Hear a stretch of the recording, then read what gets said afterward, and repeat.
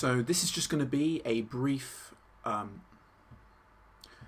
This is just going to be a brief update on my current progress using the M.I.A. or Mass Immersion Approach to learn Japanese, and I'm also going to cover a small portion of my history with language learning in general. So I'll get into that first before I get onto my progress. So it's 3 months in. I first got interested in language learning, well, back since secondary school. I've always wanted to learn a second language properly. I took Spanish for GCSE, and I remember I was like in the second set for languages for a while, and then I moved up to the first set by like the end of year 10, and I thought I was like badass, I thought I was awesome. I thought I was amazing, right? The vocabulary tests, wowing them, 95%, easy, piss. So before I took the red pill, I basically thought, yeah, I was pretty good. And I was in the top, I was like this, I took Spanish, and there was one other girl in the class that was pretty good, but yeah, we were basically the best in the year. And, I was just going along, doing the course, and then, get to the speaking exam, I'm just trying to hear a word, and I got an A in the end. I got an A, but I haven't done anything with my Spanish, so anything I could hear then is gone. Like, I don't remember any of it, so it's all gone, apart from hola. So, yeah. But I've got into anime, like, in the past 5 years, so I've really wanted to learn Japanese since then, because I actually have a use for it. So I decided, because, Duolingo is a nice site, it's very pretty, I thought I'd wait for that to release the Japanese course, because I knew it was being made for a while. I saw it, like, they had a little progress section of what courses were being made, it's like 40% complete or whatever. And, so I was waiting for that to be finished. And in the meantime, I essentially waited for that to be completed. And then, like, in college, in, like, I think it was the second year of college, it basically just got finished. And I decided, okay, yeah, let's do it. Let's learn Japanese. So I looked up on YouTube, because I know they had 3 writing systems by this point. I know it's Kanji, Hiragana, Katakana. So I was like, okay, I've got to learn Hiragana, Katakana first, because those are easy, right? Kanji's the hard one. So I used Japanese Pod 101's tutorial video using the mnemonics, and some of them actually worked pretty well. They actually did, yeah. I mean, well, they do, because mnemonics work pretty well. So I used that to learn to write them from memory, and there was some, like, in some lunch periods at college, I would just sit there writing out the grid several times, just like trying to recall all the hiragana, not really trying the katakana, just trying to recall the hiragana. So I really inefficiently learnt to write them, but I can pretty much write all hiragana, like. But yeah, I did it in an efficient way, because I did it over the course of months instead of like 2 weeks using Anki. Didn't know what Anki was at the time, had no idea, no experience with that, so that's what I did. So yeah, I did that for a while. I can now recognise hiragana fairly well, using Jisho to learn words, and then see them on Duolingo. The course is done. So yeah, I'm just using Duolingo for the majority of my college year. So like the second year of college, that entire year, I just used Duolingo, and I did have some pretty good streaks, getting like, I put on the expert, the 20 minutes a day, the really serious stuff, I've got to really get all that XP. I've got to finish the Duolingo tree, as they say. That's the important thing. So I did that every day, pretty much. And then some days I'd forget, and then I'd get back on it. So I ended up with like almost 30,000 XP, which is about, 3,000 lessons on Duolingo. That is a lot of lessons. I'm not going to lie. 3,000 lessons is a lot of lessons. Each one takes like a minute, and it takes like 5 minutes if you don't really know the lesson that well. So that was a lot of wasted hours. And by the end of it, I couldn't hear anything in anime, watching it with no subs. Complete waste of time. I remember about 150 words from that. And like, sometimes I get pop-ups on my laptop and computer saying, oh yeah, you know 1,500 words, you should come back. Like, the owl's telling me to come and join, because I haven't like done a lesson in a while. And I thought like I was doing really well, because I was, there's a little like leaderboard of like who's doing the best on Duolingo, so that's cool. But yeah, I was doing terrible. I was doing complete shit. So yeah, then I discovered Take Him in college, and I was going through his videos and like a few of the pages on his website for a while. This is all before I discovered M.I.A. and AJAT and like, input-based methods, because I was essentially just doing that for a while. But I discovered Take Him, and I was like, okay, this guy, he breaks down the grammar quite nicely. His videos are very simple. They explain the particles in quite a nice way. Some mistakes you could easily make. So I used him. Got through all the basic grammar, got through a bit of the advanced grammar, and then kind of just stopped. because it's not that interesting, you know, and especially if you don't. It's more interesting to look at grammar when you actually like understand it a little bit. It's like kind of cool, like it's like a confirmation of what you understand. But because I had none of that, it got kind of boring, so I stopped that. And yeah, then I basically in the summer of 2019, I stopped doing Japanese at all.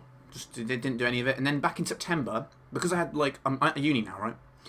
I go to uni and there's loads of foreign exchange, just foreign students who've come here. Are they foreign? It doesn't matter. Okay, so there's a bunch of foreign students and there's a lot of Chinese people at my uni. A lot of Chinese people, no Japanese people, but they inspire me to get back into language learning because I hear them talking. Like my flat is the most diverse, like in any flat in the entire uni. I have 2 Chinese, 1 Bulgarian, 1 Zimbabwean, and a Muslim. So like fucking, I'm the only white guy, man. I'm the only white guy. But yeah, so I'm basically, you know, I hear them. They're talking Chinese and that and whatever, and I want to like practice my Japanese and I want to speak to Japanese people, but I'm very thankful now that there's almost no Japanese people at my uni. There was like 1 girl. I didn't even see her. I haven't even met her, but I know she exists. But yeah, and there was 1 Japanese course at my uni because I'm interested in learning, but it was like £200 per week or something stupid. So I was like, no, I can learn it myself, and I didn't really know that I could learn it myself then. But I'm really glad I did not pay for that course because yes, it wouldn't have been worth it at all. I'm glad I stuck to my own, like, I can do it myself attitude. So I could teach myself. So I did that. And then I think in September, on my recommended, like, Matt versus Japan's, Matt's video on, because I wanted to learn kanji now, right? And I had brute forced memorized the first 80 kanji. Because what I was doing is even though I did notice occasionally on Jisho, like, how the components combine and that they make more sense, because some characters, you know, they actually make sense when they combine. I was like, wow, yeah, this part plus this, like, oh, ground plus to be makes body. Like, yeah, that's cool. I did notice that sometimes, but I never really thought to learn the components to then actually see them. So what I did is I thought, okay, I'll do it the way that a Japanese student would, and I would learn each grade, like grade 1, the first 80, then the 160 for grade 2, then like that, going through the school years. But they don't teach them in the way that is the most efficient, obviously. They teach them in the way that's the easiest to understand for children, so they have really basic ones in the grade 1. But, you know, I'm learning them really in an efficient way, brute force memorizing them, not learning the components. And I did memorize them, pretty much, all those ones. I knew about 200 kanji, but I hadn't properly done it, and, you know, it was still quite a painful task. And that was just me testing myself, no Anki, actually writing down the kanji and stuff. But yeah, then I got to M.I.A. I found his video, why you should use remembering the kanji. I watched that video, and I was like, yeah, this makes sense. This sounds pretty good. This sounds like it does work. This guy sounds like he knows what he's talking about.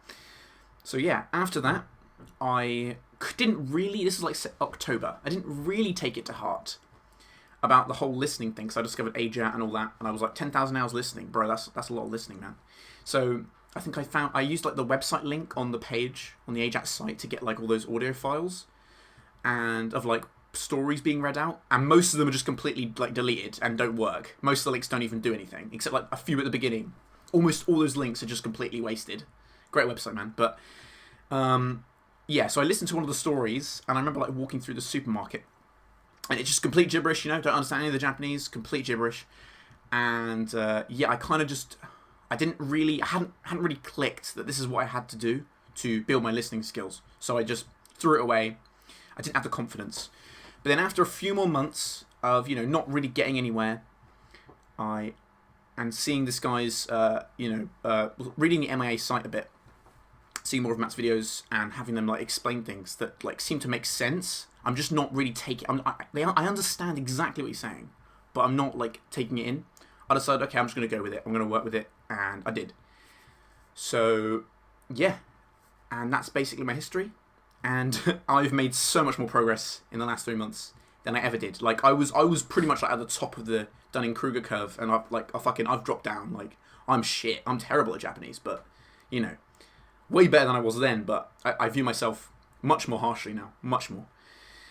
So yeah, 3 months, and now we'll talk about the progress that I've made. So in the 3 months of doing M.I.A, I didn't start properly listening. I started using Anki. I got Anki, got the Kanji going, started having a good retention rate for them. First 200, they're pretty easy.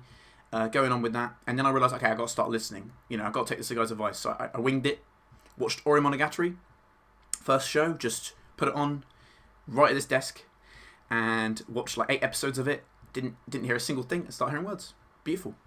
So yeah, in the first 3 months, I've only been listening for 2 months and a few days, but since then I've gotten 172 hours listening in, active, and then you could probably double it for passive, because I've had the earphones in for a lot. There was one day where I didn't really get much in because of Corona and that whole fiasco, so I had to like move, and I'm back at home. That's why there's blue tack on the walls, because there were posters there that I took with me, but they're not up anymore.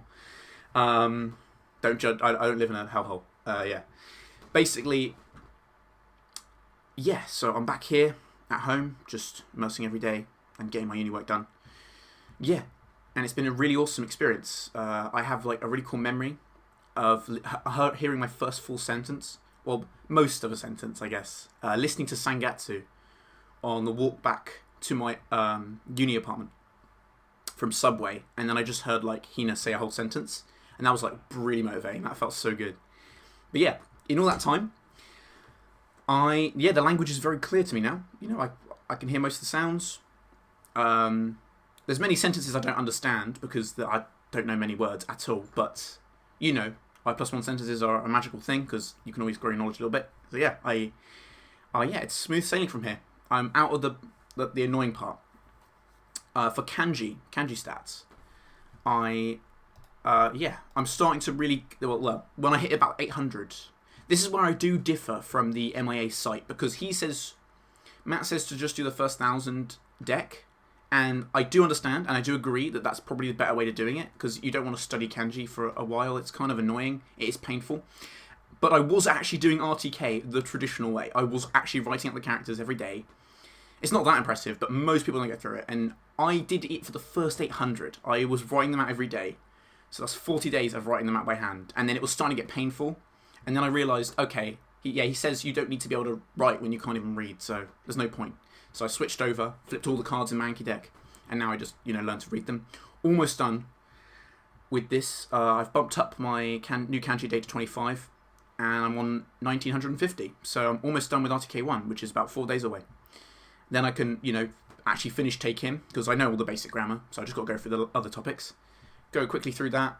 Might make cards for them, depending on the topic, maybe certain words, but probably won't. But yeah, Kanji, according to my stats in Anki, I have about 66% are mature, and then 33% are new. So I know a decent amount of Kanji. And yeah, the language is starting to come together. I'm starting to understand the basics of the intonation, like how the sound system works. And yeah, anime is starting to become clear, which is awesome. There really isn't much else to say. Morphman, I haven't really been adding sentence cards yet because I want to get kanji out of the way. I want to do it one at a time. So Morphman only says I know 315 words or morphs, but I do know more than that. I mean, I'm not trying to brag. I know I know more because it hasn't even got the basic phrases in there. So I definitely know more. Probably like 500 or 600. But yeah. Yeah, I know a few words. I understand probably about, in terms of quantity of sentences, 25, 30%, maybe 25, maybe 20 to 25. I don't want to go 30, that's a bit too high. But unique sentences in an anime, 5%, a bit more, 6, 7 unique sentences in any episode. Not much. But I've done 2 months of listening. I'm a baby, so I can't expect to understand that much. And recently I've really gotten to terms with ambiguity and really accepting just swimming in this language that I don't really get. But it's really satisfying. It's really pretty. I just go for a walk every day now around the block because we're daily exercise since the lockdown. And yeah, I just have Japanese playing. Beautiful sights. Feels really good. But yeah, I'm just going to be sticking with this for the next 2 years and hopefully I'll get there. I haven't started reading in terms of my skills. So listening, My listening is definitely my best strength, and I want it to be because I want to get a good listening head start. Reading I've barely done beyond the dictionary definitions of words. That's pretty much all my reading. And like occasionally going on a news website. Speaking I'm obviously not going to do because, I understand how this works now. I don't want to speak at all. I was doing meme speak with like one of my flatmates for a while, but I'm glad I couldn't actually speak to anyone. Oh, that would have fucked me up. And for writing, I don't write. I don't even write the kanji. There's no point. So yeah, listening I'm just building at the moment, barely reading. But reading is becoming easier. Like I've noticed my sub-vocalizations over the past, like especially this last month, really improving since like the sounds are starting to click. So when I read a word, what I do is I usually go to the dictionary in Qualibri, or Qualibri, and I type in a word, and then I read it and hear my sub-vocalization, and then I check the audio like of the guy speaking from the NHK Accent Dictionary file. And yeah, I think that's a good way of testing. I don't know what Matt thinks, but I think that's a good way of testing your ability to like sub-vocalize the word. I mean, of course, in a sentence it might sound different, but it's good on an isolated basis because words still. If you don't know any Japanese and you like read words, it's still going to sound different even in isolation, especially in isolation as well. Even if you can read the word out, compared to what a native speaker would hear when they just read the word in isolation. So I think that's a good way of testing that. So I've been doing that just to check on it, and it motivates me to do more speaking, and it's been a really satisfying experience. But yeah. That's mostly everything. Listening, I'm just building that comprehension now. Going to be for the next few months. But yeah, thank you for watching. And I will get back in 3 months. Yeah. Thank you. Have a good day.